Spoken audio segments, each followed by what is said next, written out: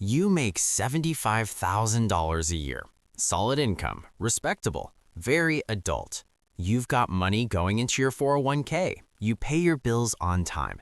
You even have a savings account with a few $1,000s in it. By every normal standard, you're doing fine. And yet you check your net worth after 5 years of working and realize you've barely moved the needle. You're not broke, but you're also not building wealth, which is confusing because you did everything you were told to do.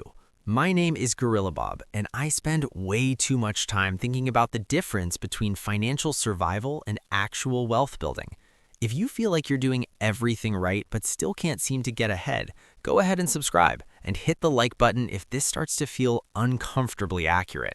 There's a massive difference between surviving financially and building wealth, and most people don't realize they're stuck in survival mode until it's far too late. According to a 2023 Federal Reserve study, 63% of Americans couldn't cover a $1,000 emergency without going into debt. And yes, that includes people making 6 figures. So no, this is not a low-income problem. This is a behavior problem. Let me show you what I mean with real numbers. You make $75,000 a year. Solid income, respectable, very adult. After taxes, you take home about $52,000, roughly $4,300 a month. Rent is $1,500. Car payment is $450. Insurance, groceries, utilities, phone, another $1,200. You put 6% into your 401k to get the match, about $350. Student loans, $300. And then there's everything else. Going out, subscriptions you forgot you had, things breaking at the worst possible time. You add it all up and you're saving maybe $200 to $400 a month if you're careful, which feels responsible. You're saving something, you're investing something, you're being a good little financial citizen. But here's the problem. You're in survival mode, just dressed up as responsibility. Now you might be thinking, how is saving money and investing in a 401k survival mode?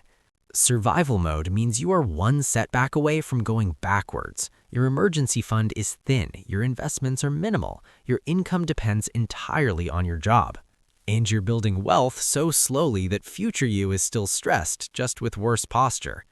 Wealthy people don't just save differently, they think differently. They're not asking, can I afford this? They're asking, what is this costing me in future wealth? Because here's some math that hurts. That $450 car payment invested instead at a boring 8% return becomes over $600,000 over 30 years. But sure, the leather seats are nice. That $1,500 rent payment, reduced or optimized early, can easily represent millions in future net worth. I'm not saying don't have a car. I'm not saying don't pay rent. I'm saying people in survival mode see monthly payments. Wealth builders see opportunity cost. The median net worth of someone making $75,000 a year by age 35 is about $68,000. That's less than 1 year of income. Meanwhile, people focused on wealth building at the same income often exceed $250,000. Same paycheck, completely different outcomes. Why? 3 reasons. First, wealth builders aggressively minimize fixed expenses. Second, they create multiple income streams immediately, not someday, not later, now. Third, they invest in assets that grow faster than their salary ever could. You cannot save your way to wealth on a salary alone. The math doesn't care how motivated you are.